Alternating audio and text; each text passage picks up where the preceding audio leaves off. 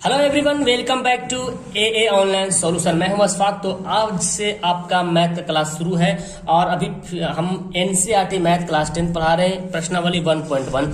इस वीडियो में एक ही वीडियो में 1.1 का खात्मा कर देने वाले हैं, लास्ट कर देने वाले। ठीक है, तो जितना भी टाइम लगेगा 15 20 मिनट आधा घंटा जो भी टाइम लगेगा, इसको शुरू से लेकर आखिर तक देखें। जिन्होंने नहीं पढ़ा वो अच्छी तरीके से पढ़ें और बिल्कुल अच्छे तरीके से समझें। सबसे पहले हमारा सवाल है कि निम्नलिखित संख्याओं का एचसीएफ ज्ञात करने के लिए यूक्लिड विभाजन एल्गोरिदम का प्रयोग कीजिए। अगर आपके पास एनसीईआरटी किताब है तो ठीक है, उससे आप क्वेश्चन को टैली कर सकते हो, नहीं तो फिर कोई दिक्कत नहीं, बिलीव मी। और ये मैं सवाल एनसीईआरटी के बता रहा हूँ। ठीक है, तो एचसीएफ निकालना है। एचसीएफ तो आप बच्चे से पढ़ते ही आ रहे हैं ना। जैसे इसका एचसीएफ 4 और 8 का एचसीएफ निकालने बोलता था, 4 दूना 8 कर देते थे। तो यहाँ पे जिससे लास्ट टाइम करता था वही हमारा एचसीएफ होता था। या तो अगर ऐसे लेते हैं 3 इंटू 10 ले लिया तो 3 तिया 9 है ना, इसमें से भाग घट के 1 बचा। फिर इसको इस तरह से करते थे और ये वाला 3 यहाँ पे आता था तो 1 से काटते थे, तो 1 से कटेगा 1 तिया 3, मतलब 3 बार में कट जाता था तो 1 एचसीएफ होता था। ठीक है ना, तो यहाँ पे भी यहाँ पे हम लोग एल्गोरिदम के द्वारा यूक्लिड विभाजन एल्गोरिदम का प्रयोग करेंगे। देखिए यहाँ पे ये 135 और 225 दिया हुआ। ठीक है, तो हम लोग यहाँ पे क्या करेंगे ना, इस दोनों का एचसीएफ निकालना, मतलब मासा निकालना है। एचसीएफ मतलब मासा भी लिखा रह सकता है, महत्तम समापवर्तक। ठीक है ना, तो हम लोग यहाँ पे यहाँ पे ए और बी दो वैल्यू मानना पड़ेगा। अभी बताते हैं क्यों मानना पड़ेगा। ए जो है वो सबसे बड़ा जो वैल्यू होगा उसको ए मानेगा। ठीक है ना, सबसे बड़ा वैल्यू को ए मानेगा। ठीक है, और जो छोटा वाला उसको बी मानेगा। यहाँ पे 135। ठीक है, उसके बाद हमको क्या करना है, यूक्लिड विभाजन विधि एक नियम है। ठीक है, आप लिखेंगे यूक्लिड विभाजन से। यूक्लिड विभाजन के फार्मूला से क्या समझते हैं हम लोग, इसका फार्मूला होता है a बराबर बी क्यू प्लस आर। आप पढ़े होंगे हिंदी में, अगर देखा जाए जैसे कि ये भाग हो रहा था। ठीक है, जैसे मान लें कि ये 4 है 8 है, 4 दूना 8 कर दिया, ये 0 आ गया। इसको हम लोग क्या बोलते हैं, भाज्य बोलते हैं। क्या बोलते हैं, भाज्य। इसको क्या बोलते हैं, भाजक बोलते हैं। इसको क्या बोलते हैं, भागफल बोलते हैं। ठीक है, और जो लास्ट में नीचे बचता है ये क्या होता है, शेषफल होता है। ठीक है ना, ये शेषफल होता है। तो हम लोग ऐसे भी इसका फॉर्मूला बनता है, क्या बनता है, भाज्य बराबर क्या बनता है, भाजक गुना भागफल, है ना, भाजक गुना भागफल। ठीक है, और जोड़ शेषफल, जोड़ शेषफल। यही बात यहाँ पे लिखा गया है। यहाँ भाज्य को ए बोला गया। ठीक है ना, और भाजक बी और भागफल को क्यू प्लस आर, यानी कि क्वेश्चन होता है, यानी कि ये इंग्लिश वाला वर्ड है। ठीक है ना, तो जो यूक्लिड विभाजन नियम है यही होता है यूक्लिड विभाजन विधि। भाज्य बराबर भाज्य गुना भागफल जोड़ शेषफल, यूक्लिड विभाजन एल्गोरिदम है। तो यहाँ पे हम कब तक एचसीएफ करते हैं, जब तक 0 हमारा मतलब शेषफल 0 ना आ जाए। हम लोग जो भाग विधि बना रहे थे वही बना रहे थे। चलिए, तो हम लोग यहाँ पे क्या करते हैं, इसको अब देखिए ए के बराबर जो है इसको हम पुट करते हैं। ए बराबर कितना है, 225 है ना, 225 यहाँ पे रख लेते हैं। अब बी बराबर कितना, 135। अब यहाँ पे क्यू का वैल्यू क्या है, तो हमको भाग करना पड़ेगा। ठीक है, देखिए हम लोग यहाँ पे भाग करेंगे 135 को 225 से भाग करें तो एक बार में कटेगा, तो 135 यहाँ पे लिख देते हैं, 0 9 3 12। ठीक है, तो देखो शेषफल हमारा 90 बचा। अभी और इसको काटना है तो फिर 90 ऐसे करेंगे और ये 135 यहाँ पे आ जाएगा। ठीक है, 90 को काटेंगे तो 90 दूनी 180 हो जाता है, तो फिर 90 कम 90 काटिए तो कितना आगे 9 4 13। ठीक है, फिर अब इसको ऐसे घेरते हैं और ये 90 यहाँ पे आता है, तो ये 45 दूना 90 हो गया। तो हम लोग देखो अब यहाँ पे 0 आ गया, 0 आ गया, मतलब जब लास्ट टाइम शेषफल जब 0 आ जाए तो यही हमारा एचसीएफ होगा, जिससे लास्ट से कटेगा। ठीक है, तो ये बचपन में बनाते आ रहे हैं। इसी रूल नियम को हम लोग इस रूल नियम से बनाएंगे। ठीक है, इससे बनाएंगे। तो 135 को भाग देते तो भागफल कितना आया था, देखो 135 को 225 को 135 से भाग दिया तो भागफल 1 आया था, शेषफल 90 आया था। तो हम लिखेंगे भागफल 1 आया और आर शेषफल कितना है, 90। ओके, हो गया। अब यहाँ पे तो 0 नहीं आया, जब 0 नहीं आया तो हमको फिर से लेना पड़ेगा। ठीक है ना, फिर अब 135 क्या करना पड़ेगा। अब देखो मैंने क्या किया था, इसको कर लिया था। अब हमारा 135 भाज्य बन गया। पहले 225 भाज्य था, अब 135 भाज्य बन गया, यानी कि ए का वैल्यू अब 135 हो जाएगा। ठीक है, तो अब लिखेंगे यहाँ पे फिर लिखेंगे यहाँ पे पुनः लिखेंगे 135 यहाँ पे आ जाएगा। ओके। अब 135 जब आ गया तो यहाँ पे अब ये जो क्या, ये देखो 90 जो शेषफल आया था इसमें से, अब ये हमारा भाजक बन जाएगा, है ना। तो यहाँ पे लिखेंगे b की जगह पे क्या होगा 90 इंटू, अब यहाँ पे देखो 90 को भाग किए थे, 90 एकम 90, तो एक बार आया भागफल, तो यहाँ पे लिखेंगे 1, और शेषफल कितना आया था, शेषफल आया था 45, तो यहाँ पे लिखेंगे 45। ठीक है, हो गया। अब भी हमारा 0 नहीं आया, तो फिर लिखेंगे यहाँ पे पुनः, यानी कि फिर से। अब क्या करेंगे, फिर 90 अब यहाँ पे आ जाएगा, 90 यहाँ पे आ जाएगा। देखो 90 आ गया हमारा, भाज्य के रूप में आ गया, और ये बन गया भाजफल, भागफल बन गया, और ये भाज्य आया, ये भाजक बना, और ये भागफल बना, दो भागफल बना, और शेषफल 0 हो गया। तो यहाँ पे क्या हो गया, भागफल भाजक हमारा 45 हो गया, तो 45 दूना 90, और शेषफल क्या बचा 0। अब शेषफल हमारा 0 हो गया, तो अब यहाँ पे लिखेंगे, ठीक है ना, जब 0 हो गया तो लिखेंगे, यहाँ पे लिखते हैं, यहाँ है ना, शेषफल 0 है। अब लास्ट किससे कटा ये, तो लास्ट कटा किससे, 45 दूना 90 यानी कि 45 से कटा। देखिए यहाँ पे किससे कटता है, लास्ट में 45 से कटता है, 45 दूना 90, तो शेषफल 0 है, अतः 135 तथा 225 का HCF बराबर 45। ये हमारा क्या हो जाएगा, राइट आंसर हो जाएगा। समझ में आया आपको, एकदम अच्छे तरीके से समझिए, एक एक सवाल नोट करते जाइए, ठीक है, समझिए अच्छे तरीके से। तो अब देखते हैं दूसरा सवाल। दूसरा सवाल है 196 और 38,220, इसका करना हमको HCF निकालना है। तो यहाँ पे A बराबर क्या हो जाएगा, बड़ा वाला ले लेंगे 38,220, और B बराबर क्या हो जाएगा 196, ठीक है ना। तो हम लिखेंगे, इसलिए यूक्लिड विभाजन से, या यूक्लिड विभाजन एल्गोरिथम से जो लिख सकते हैं। क्या होता है फॉर्मूला इसका, यूक्लिड विभाजन ने क्या फॉर्मूला देते हैं, A बराबर BQ प्लस R, ठीक है, यहाँ पे लिख लिया ऐसे। अब A का वैल्यू क्या रखेंगे, जो बड़ा वाला है 38,220, B कितना है 196, अब Q कितना आएगा, तो हमको क्या करना पड़ेगा, इसको भाग करना पड़ेगा। देखिए 196 है ना, और 38,220 है, तो हम लोग इसको भाग करके देख लेते हैं क्या, पहले इस तरह से बना के रफ में बना के देख लेते हैं। तो 196 को पहले एक बार में लगाते हैं, 196 कम 196, तो 196 को एक बार में लगाएंगे, क्योंकि दो बार में ज्यादा हो जाएगा, ठीक है ना। तो 196 यहाँ पे वो लिखते हैं, मतलब जो भाग जैसे करते हैं वैसे करते हैं, ठीक है ना। 7 बचेगा, 9 और 17, और यहाँ पे कितना बचेगा, 2 में से 1 घटेगा 1, ठीक है ना। अब यहाँ पे ये 2 उतर जाएगा, अब 9 बार में लगेगा, ठीक है ना। 196 को 9 बार में लगा देखने की, चूंकि यहाँ पे बड़ा सा वैल्यू आ रहा, तो 196 9 जब करते हैं तो 1764 आता है, गुना कर लीजिएगा, ठीक है ना। 12 में से 4 घटेगा 8, और 5 हो गया ना, ठीक है ना। तो 15 9 6 15, और ये तो 0 हो गया, 0 हो गया, ये 0 उधर जाएगा। तो 196 बचे, देखिए तो कितना हो गया, 6 25 30, है ना जी, 9 5 45, 3 48 का बचा 4, 9 5 4 9, तो 0 आ गया शेषफल, मतलब पहले ही बार में 0 आ गया। मतलब कि 196 को 196 जो भाग करेंगे तो भागफल 195 आएगा, ठीक है ना, शेषफल 0 आएगा। तो हम डायरेक्ट यहाँ पे लिख लेते हैं, देखिए तो यहाँ पे कितना लिखेंगे 195, क्योंकि इसको गुना किए और शेषफल क्या आया 0 हो गया। तो लिखेंगे यहाँ पे शेषफल 0 आ गया, तो हमारा कहानी यहीं पे खत्म हो जाएगा। लिखेंगे यहाँ शेषफल 0 है ना, अतः 196 तथा 38,220 का HCF बराबर कितना हो जाएगा, लास्ट किससे कटा 196 से कटा, है ना। तो 196 क्या हो जाएगा, आंसर हो जाएगा। चलिए अब तीसरा सवाल पढ़ते हैं। तीसरा सवाल ये भी HCF बनाना है, ठीक है। एक एक सवाल मैं आपको करवा दूंगा, डोंट वरी, NCERT का एक एक सवाल मैं करवा दूंगा, ओके।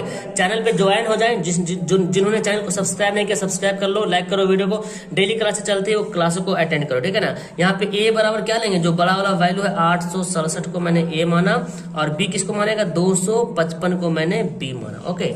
अब जब A और B मान लिया है तो क्या करना है, फिर तो वही रूल नहीं अपनाना है। तो यहाँ पे लिखते हैं, इसलिए यूक्लिड विभाजन एल्गोरिथम से, है ना, यूक्लिड विभाजन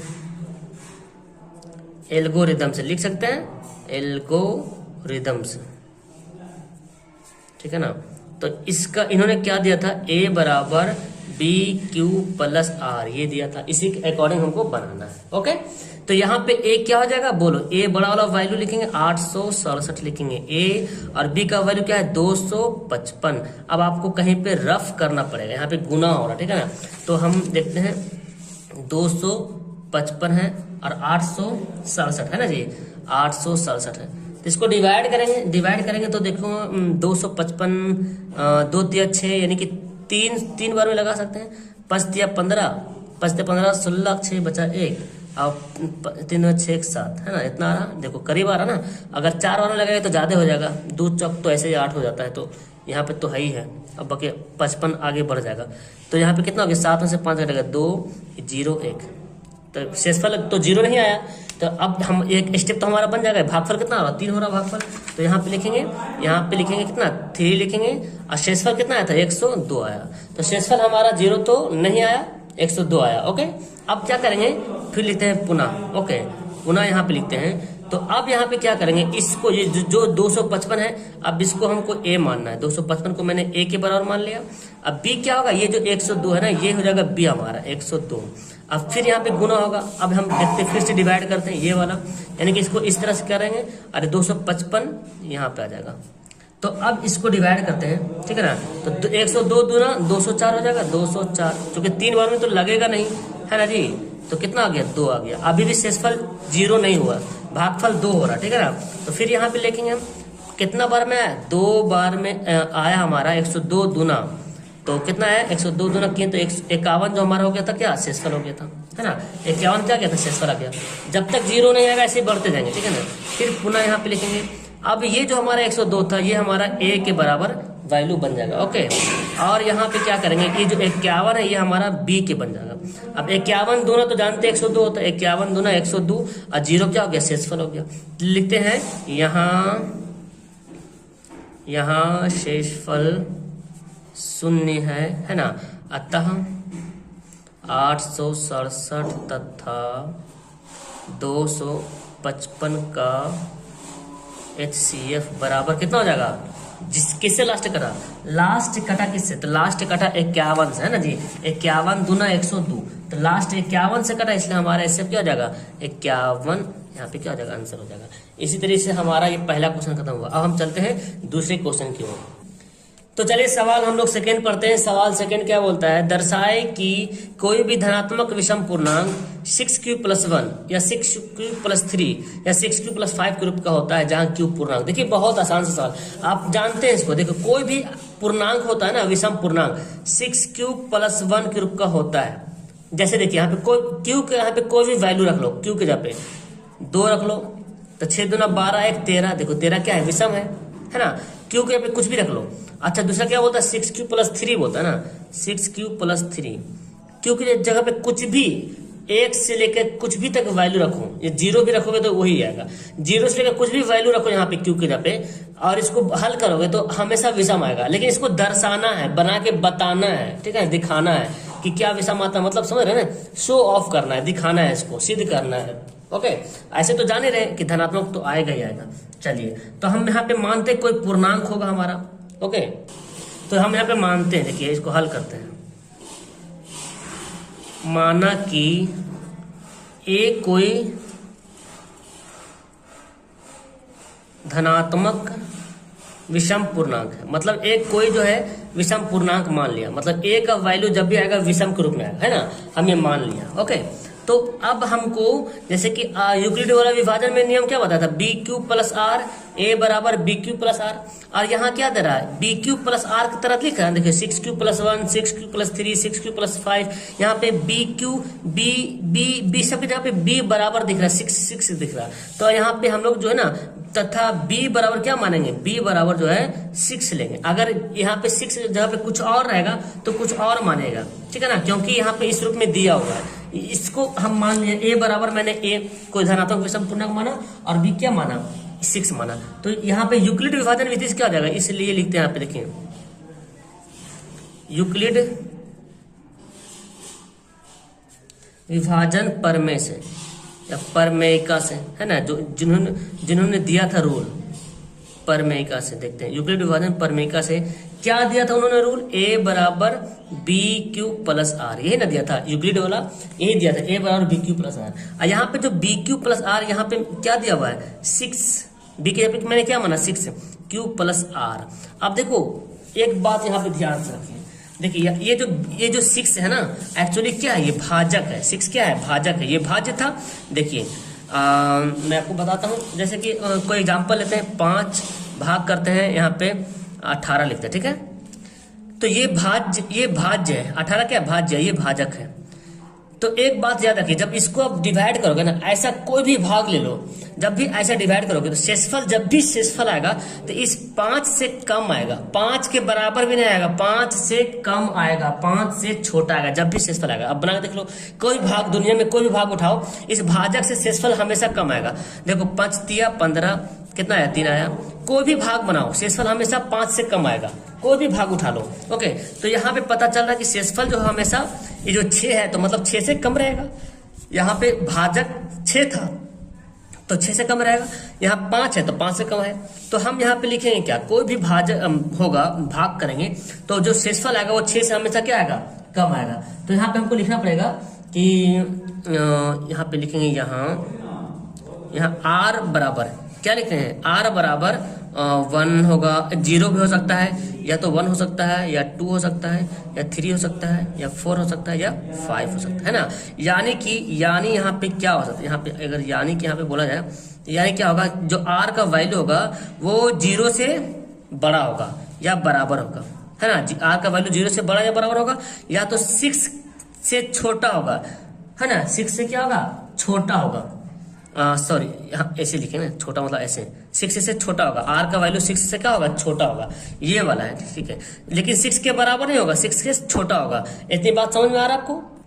तो यही मेन बात है, अगर ये बात आप समझ गए तो आगे आपको बनाने के लिए एकदम आसान हो जाएगा, ठीक है ना। तो आर का वैल्यू यहाँ पे संभावित 1 हो गया, है ना, यानी कि आर जो होगा वो 0 के बराबर भी हो सकता है, 0 से बड़ा हो सकता है, लेकिन 6 से छोटा होगा, 6 से बड़ा नहीं होगा, ठीक है। अब देखिए यहाँ पे करते हैं, लिखते हैं यहाँ पे, इसलिए जब R बराबर 0 रखेंगे तो इस पे अगर हम सेट करते हैं तो क्या हमारा आता है, ठीक है। जब R बराबर 0 रखते हैं, इसलिए A बराबर क्या होगा 6Q प्लस 0, R के वैल्यू क्या है, यहाँ पे R के जब हम 0 रखें यानी कि क्या आ गया 6Q आ गया, ओके 6Q आ गया। अच्छा, फिर यहाँ पे लिखेंगे जब R बराबर क्या 1, तो इस तरह से हम पूरा लिखेंगे, इसलिए A बराबर क्या होगा 6Q प्लस 1, है ना जी। A का वैल्यू क्या हो गया 6Q प्लस 1 हो गया, ओके। जब लिखेंगे, जब R बराबर क्या लिखेंगे 2, इसलिए A बराबर क्या हो जाएगा 6Q प्लस 2। तो यहाँ पे हमें ऐसे कर लेना है ना।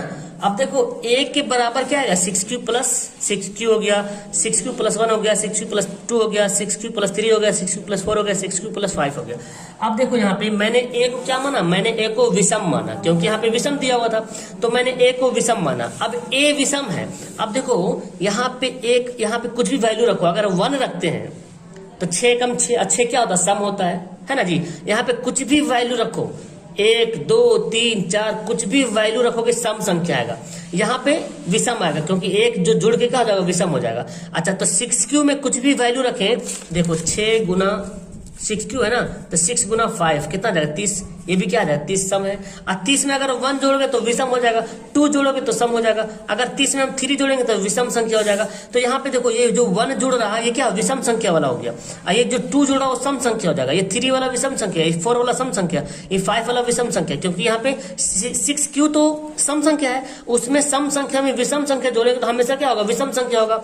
तो हमने A को विषम माना और ये कभी सम, देखो A क्या है विषम है, ये सम, तो कभी ऐसा हो सकता है कि A विषम है ये सम नहीं हो सकता है, लेकिन हमको बताना कि विषम संख्या होता है, 6Q प्लस 1 विषम होता है, 6Q प्लस 3 विषम होता है, 6Q प्लस 5 विषम होता है। तो बिल्कुल यहाँ पे 6Q प्लस 1 विषम है, 6Q प्लस 3 विषम है, 6Q प्लस 5 विषम है। तो आपको ऐसे नहीं करना है, आपको यहाँ पे लिखना पड़ेगा, यहाँ 6Q प्लस 2 6Q प्लस 4 सम संख्या है ना, सम संख्या है, ओके। यहाँ पे लिख दिया ये क्या है सम संख्या है, तो लिखेंगे इसलिए, हाँ जो कि संभव नहीं, सिंपल सी बात है यार, जब यहाँ पे सम संख्या है और A को मैंने विषम संख्या माना, तो क्या A बराबर ये सम है, A बराबर विषम है, ये सम है।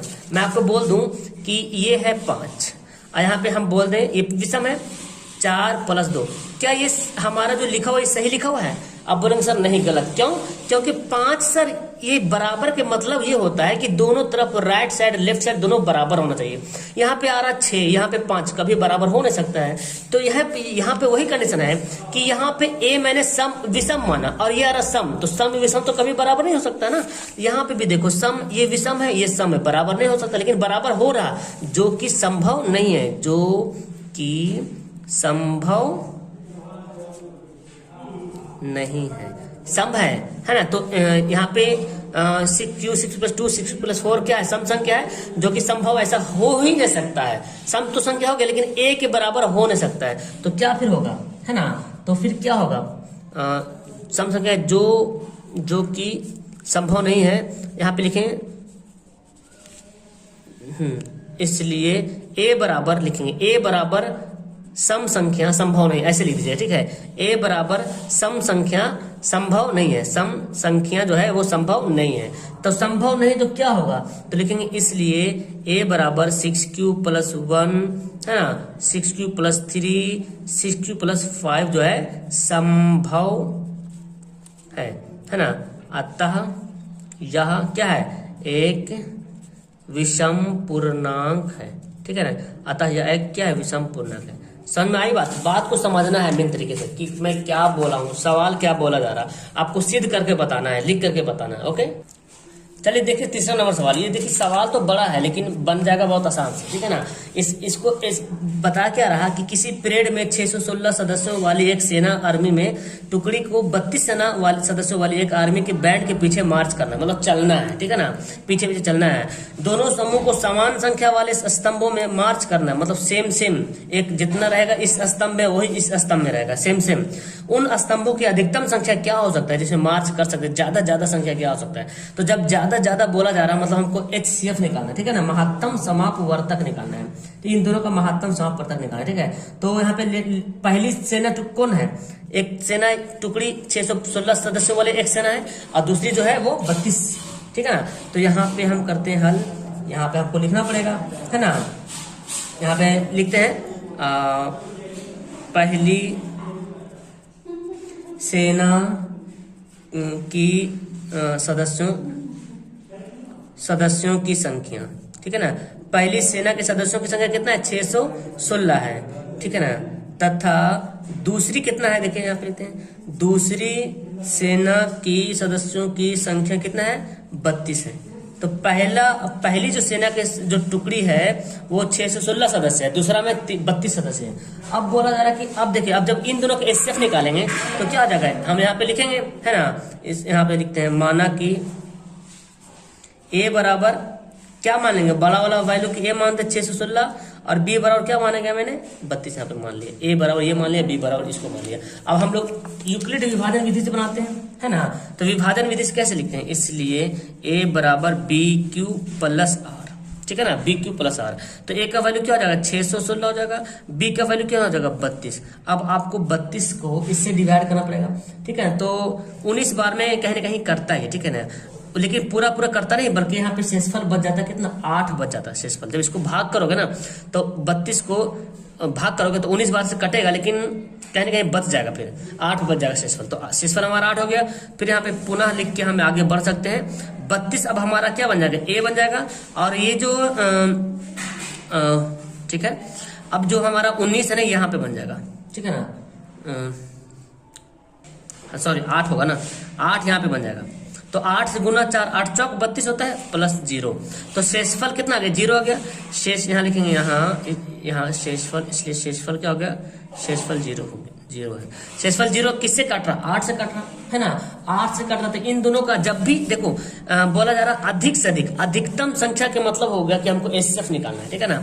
तो लिखते हैं इसलिए 616 तथा 32 का HCF बराबर कितना आ गया, 8। ओके, 8 हो गया। तो अब यहाँ पे लिखते हैं, यहाँ पे जो सवाल बोल रहा है ना, अतः स्तंभों की अधिकतम संख्या है ना, वही बोल रहा ना, स्तंभों की अधिकतम संख्या। क्या है ये बताओ? स्तंभों की अधिकतम संख्या बराबर 8। ये हमारा क्या हो गया? आंसर हो गया। जिसमें टुकड़ी जो है, सेना की टुकड़ी जो है समान संख्या में मार्च कर सकती है। तो अधिकतम आपको बोला जाता है, ज्यादा टेंशन लेना नहीं, इन दोनों के एचसीएफ निकाल के हल कर देना। ओके, तो चलिए आप सवाल नंबर 4 पढ़ते। ये सवाल 2 की तरह है। जिस तरह 2 बनाए थे ना, माने थे आर का वैल्यू जो अलग अलग आ रहा था, तो सेम इसी तरह से बोल रहा कि यूक्लिड विभाजन प्रमेय का प्रयोग करके दर्शाएं कि किसी धनात्मक पूर्णांकों का वर्ग, कोई भी धनात्मक पूर्णांक होगा, अगर उसका वर्ग करते हैं तो किसी m पूर्णांक के लिए 3m या 3m+1 के रूप का होता है या नहीं होता, ये बताना है। ठीक है ना? तो चलिए इसको हम लोग हल करके दर्शाते हैं। तो पहले हमको मानना पड़ेगा, a का वैल्यू मानना पड़ेगा ना। लिखते हैं माना कि, है ना, माना कि a धनात्मक पूर्णांक है। ये मान लीजिए पहले आप, माना कि a जो है धनात्मक पूर्णांक है। ए क्या है? धनात्मक पूर्णांक। तो बी क्या हो जाएगा? इस ए को मान लिया, और फिर मान लेंगे, है इसलिए पुनः फिर मानते हैं, यानी कि फिर से मानते हैं। पुनः माना कि बी बराबर क्या माने बताओ? तो जो यहाँ पे देखो 3m+1, 3m+4, 3m+5, जैसे 2 में था 6q+1, 6q+2, उसी तरह से। तो बी बराबर क्या मानेगा? मैंने 3 मानेगा। ओके, अब जब बी बराबर 3 मान लिया तो यूक्लिड विभाजन, इसलिए यूक्लिड विभाजन प्रमेयिका से, ठीक है, यूक्लिड विभाजन प्रमेयिका से तो हमारा क्या बोलता है? a बराबर BQ+R, यही बोलता है ना। यूक्लिड विभाजन बोलता है a बराबर BQ+R बोलता है। तो अब यहाँ पे r का वैल्यू देखो, b के जगह क्या है? 3Q+R। अब r का वैल्यू क्या होगा? देखो r का वैल्यू क्या लिखेंगे हम? क्योंकि यहाँ पे 3, ये जो आ रहा है 3 से हमेशा r का वैल्यू कम होगा, ज्यादा नहीं होगा, है ना। लिखेंगे यहाँ पे, यहाँ r बराबर 0 हो सकता है, 1 हो सकता है, 2 संभव है। यानी कि यहाँ बोल सकते हैं कि जो r है ना वो 0 से बड़ा रहेगा या तो बराबर रहेगा, लेकिन 3 से कभी बड़ा नहीं रहेगा, बल्कि 3 से क्या रहेगा? छोटा रहेगा। r का वैल्यू क्या होगा? 3 से छोटा होगा। यहाँ तक समझ में आ गया? अब हम क्या करते हैं, जैसे सवाल बोलता है हम इस तरह से करते हैं, बोलता है वर्ग, बोलता है ना, क्या बोलता है? धनात्मक पूर्णांकों को वर्ग बोलते हैं। तो अब हम लेते हैं क्या, यहाँ पे हमको केस 1 केस 2 करके बनाना पड़ेगा, ठीक है ना। केस 1 थोड़ा सा लॉन्ग है ये, हालांकि कुछ नहीं है। देखो केस 1 में क्या मानते हैं? जब r बराबर, देखो जब r बराबर क्या माने? 0 मानते हैं। तो a बराबर क्या था? BQ+R, ठीक है ना। तो a बराबर क्या हो जाएगा? BQ+0, है ना जी। यानी कि b के यहाँ पे क्या है? 3 है ना, 3Q। तो यहाँ पे क्या हो जाएगा? 3Q। लेकिन अब हमको बोलता है, इसलिए a का स्क्वायर क्या बोलता है? जो भी कोई भी धनात्मक पूर्णांक है इसका वर्ग है, धनात्मक पूर्णांकों को वर्ग है। तो धनात्मक पूर्णांक को मैंने a माना, तो a का स्क्वायर कर लेंगे। तो a का स्क्वायर बोले तो 3Q का भी क्या हो जाएगा? स्क्वायर, क्योंकि ये दोनों आपस में बराबर है। इधर जब स्क्वायर चलेगा तो इधर भी स्क्वायर चलेगा। तो अब इसको हम कैसे लिख सकते हैं? 9 3 तिया 9, 3 का स्क्वायर 9 और Q का स्क्वायर, 3 तिया 9 और Q का स्क्वायर। इसको और हम अच्छे तरीके से कैसे लिख सकते हैं भाई? इसको हम पता कैसे लिख सकते हैं? यहाँ पे देखो हमको इस रूप में लाना, 3m, 3m+1, 3m+2 ऐसे लाना है, ठीक है ना। तो हम 9 को ऐसे लिख सकते हैं, 3 कॉमन लेता 3, तो 3Q का स्क्वायर, देखो ये हम ऐसे लिख लिया, ठीक है ना। तो 3 निकल गया बाहर, ठीक है।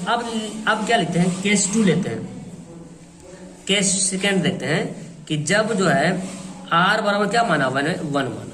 तो जब r बराबर 1 माना तो फॉर्मूला यहाँ पे, इसलिए a बराबर क्या है? 3Q+1।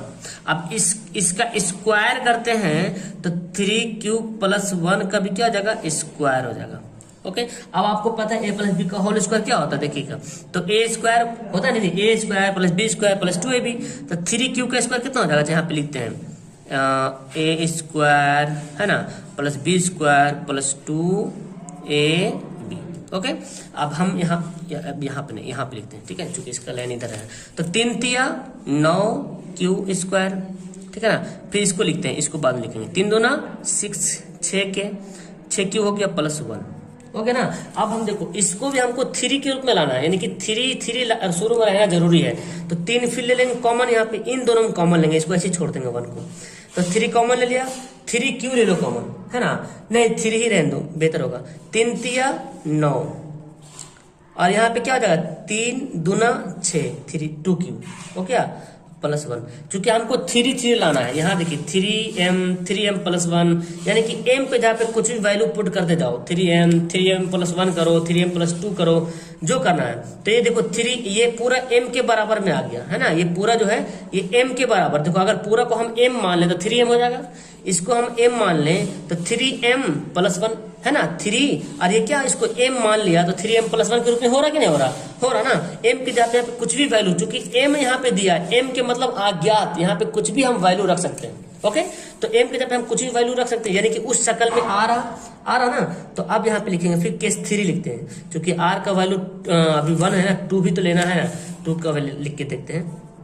तो केस 3 देखते हैं कि जब r बराबर क्या लेते हैं, r बराबर लेते हैं 2, तो a बराबर क्या हो जाएगा 3q प्लस 2 है ना, तो a का स्क्वायर क्या हो जाएगा, इसलिए a का स्क्वायर 3q प्लस 2 का स्क्वायर।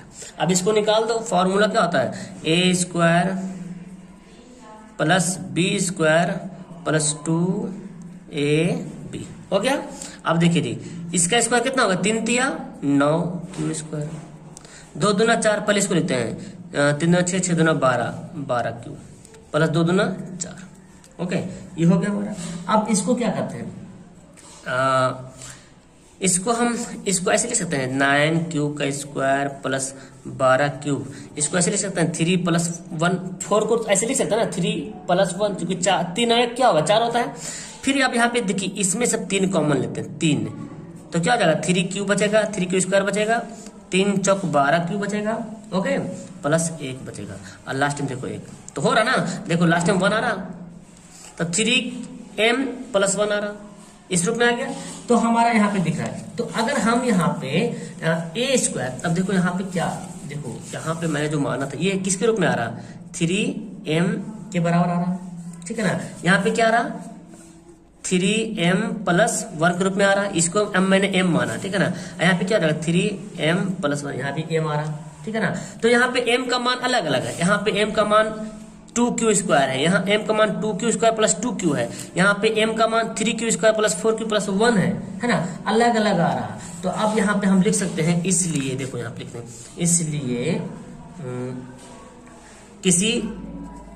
इसलिए किसी धन पूर्णांक का वर्ग, कोई भी धन पूर्णांक का वर्ग करते हैं, ठीक है ना, किसी भी धन पूर्णांक का वर्ग जो है 3m या 3m प्लस 1 के रूप का होता है, ठीक है ना, होता है। तो यहाँ पे आपका क्या हो गया, यही आपका प्रूफ हो गया, सॉरी प्रूफ लिखो, सत्यापन हमारा हो गया। तो ये देखो इतना लंबा चौड़ा बन गया, समझ आया। इसको नोट कर लो आप लोग। इसका मैं पीडीएफ भेजूंगा, कहाँ पे, टेलीग्राम पे पीडीएफ नहीं भेजूंगा, पीडीएफ में वेबसाइट पे भेजूंगा, लेकिन भेजूंगा पीडीएफ वेबसाइट पे।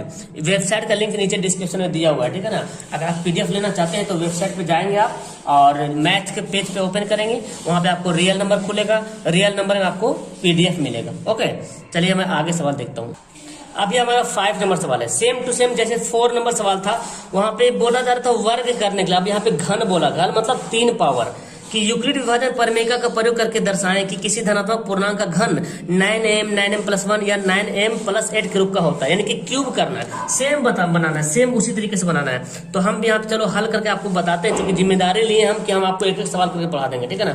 और आप पढ़िए ध्यान से, बस आपको समझना है आपको ध्यान से, बाकी तो बनाने तो आ ही जाएगा आपको। तो यहाँ पे क्या करना पड़ेगा, माना कि है ना धनात्मक विषम पूर्णांक क्या मानते हैं, a मानते हैं, है ना, धनात्मक पूर्णांक यहाँ पे मानते हैं। माना कि मेरी राइटिंग उतनी अच्छी नहीं है, फिलहाल समझिएगा, ठीक है। धनात्मक पूर्णांक बराबर a, ठीक है, मान लिया धनात्मक पूर्णांक a मान लिया। तो अब यहाँ पे क्या करते हैं, तथा b बराबर क्या माना, अब तो b बराबर क्या मानेंगे, तो देखो 9m प्लस 1 9m प्लस 8 है, तो b बराबर क्या मानेंगे 9 मानेंगे। ओके, इसलिए यूक्लिड विभाजन प्रमेयिका से, यूक्लिड विभाजन प्रमेयिका से, ओके। अब यहाँ पे क्या दिया, यूक्लिड विभाजन प्रमेयिका ने क्या दिया था, यूक्लिड विभाजन ने क्या दिया था, यूक्लिड ने बताया था कि a बराबर bq प्लस r होता है, ठीक है ना। अब यहाँ पे हम ये तो हम लिख लिए जी, बिल्कुल। तो यहाँ पे हम लिखेंगे a बराबर b के जगह पे क्या है 9 9q प्लस r, तो अब लिखते हैं, इसलिए यहाँ पे r का वैल्यू क्या क्या मैं पुट कर सकता हूँ। तो मैंने बताया कि r का मान जब भी आएगा तो 9 से छोटा आएगा। जब भी r का मान आएगा तो 9 से छोटा आएगा, एकदम छोटा ही आने वाला है, मतलब कि एकदम 9 समझ रहे ना, 8 के अंदर आएगा।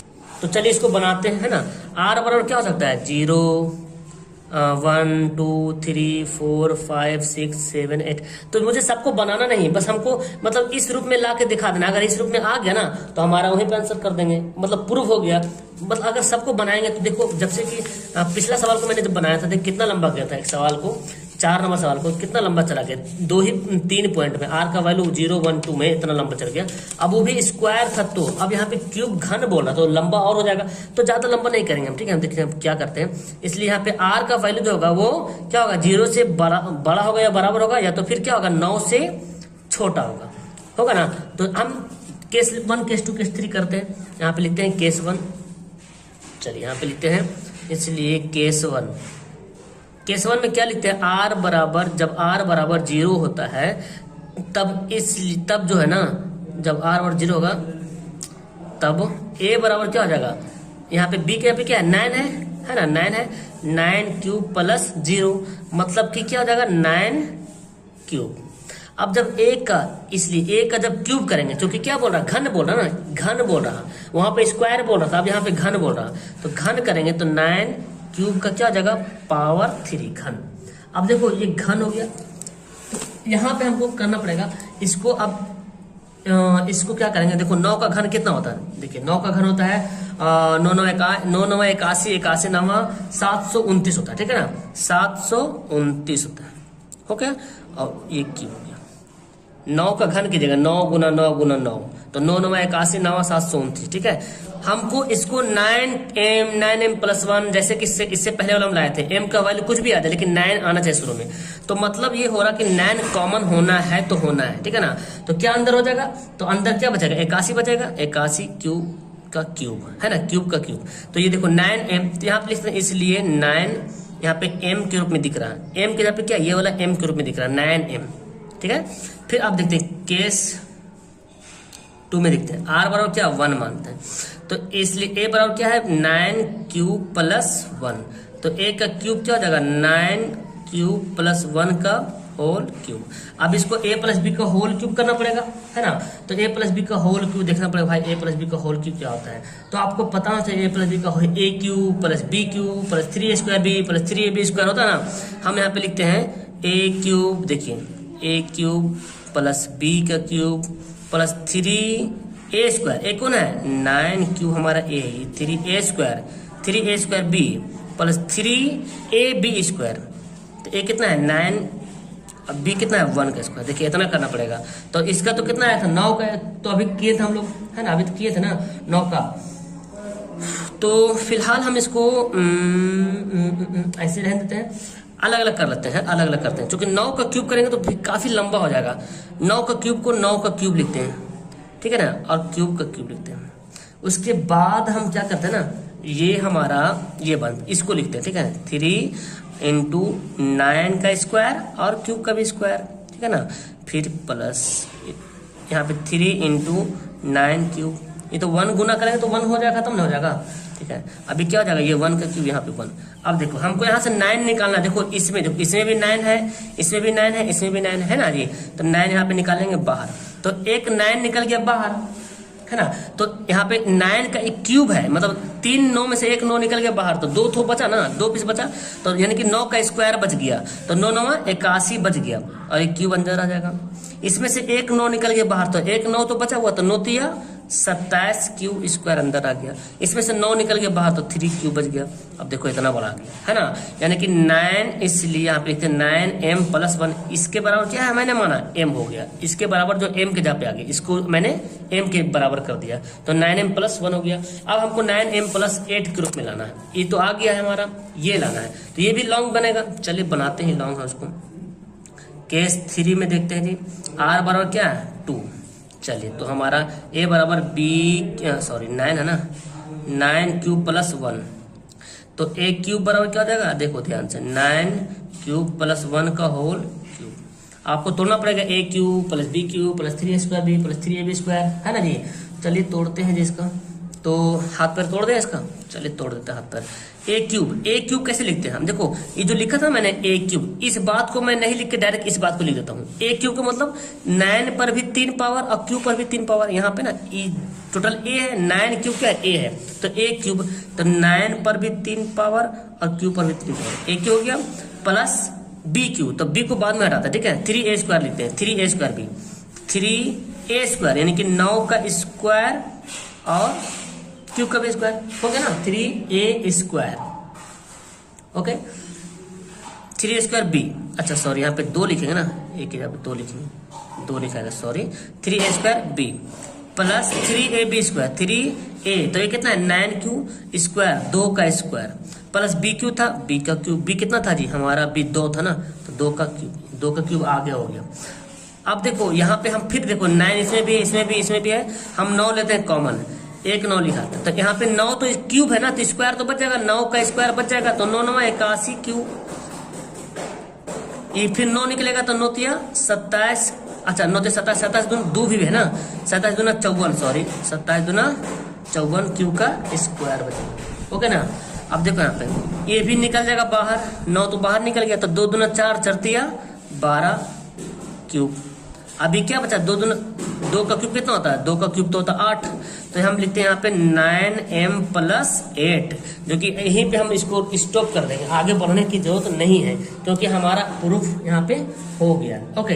जब प्रूफ हो गया तो हम यहाँ पे डायरेक्ट लिख देते हैं, अतः जैसे ही लिखे थे इसमें है ना, जैसे इसमें लिखे थे किसी धन पूर्णांक का वर्ग 3m या 3m प्लस 1 के रूप में होता है, तो हम लिखेंगे किसी धन पूर्णांक का वर्ग, घर लिखेंगे यहाँ पे है ना, यहाँ पे लिखते हैं अतः किसी धन पूर्णांक का घन, वहां पे वर्ग था तो यहाँ पे घन लिखेंगे, 9m प्लस 1 या 9m प्लस 8 के रूप का होता है, ठीक है, ये इधर से आ गया, तो इतना लिखना पड़ेगा आपको, ठीक है ना। तो ये आपका सवाल हमारा एक्सरसाइज 1.1 जो है लास्ट हो गया। उम्मीद करता हूं कि मैंने आपको समझाने में पूरी कोशिश की है और आप भी अच्छे तरीके से समझ गए होंगे, ठीक है ना। इस तरह से आपका एक्सरसाइज 1.1 1.2 आपको मिलता रहेगा और आप इस तरह से अपना फायदा उठाते रहो, ओके। मिलता हूं नेक्स्ट वीडियो में, जिन्होंने चैनल को सब्सक्राइब नहीं किया सब्सक्राइब कर लो, ओके। आपको इस तरह से लेटेस्ट वीडियो जो आपको मिलता रहेगा और सारा सिलेबस, सारा क्वेश्चन जो आपको खत्म कर देंगे मैथ का, okay, don't worry, okay, that's all, thank you everyone, bye.